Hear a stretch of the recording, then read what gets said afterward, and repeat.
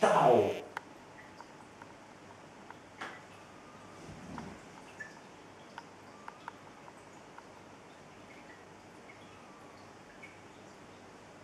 Saldo 3,17€. Desculpa. Estou a dizer. Ah, só carregaste 5€ aqui. Fizeste o restante. Foi que tu me deste, está fácil.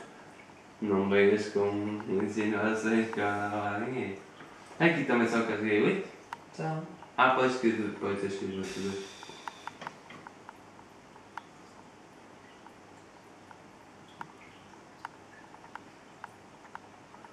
Não me ponhas aí o meu mãe.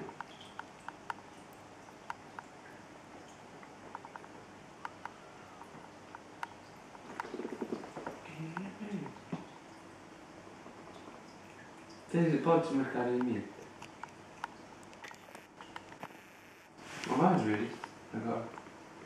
Guarda essas coisas. Vês 3 vezes na cantina. Foi o que eu te disse.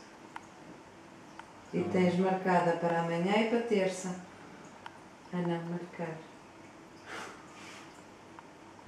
Amanhã vais almoçar lá, não é? Não? Não gastes dinheiro à toa.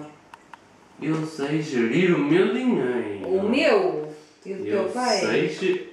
Ao tu vos dinheiro no cartão passar a ser meu. É para eu almoçar.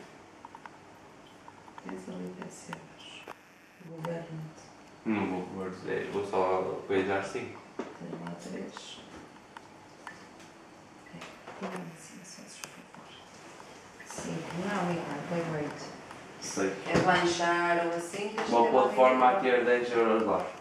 Então, 7.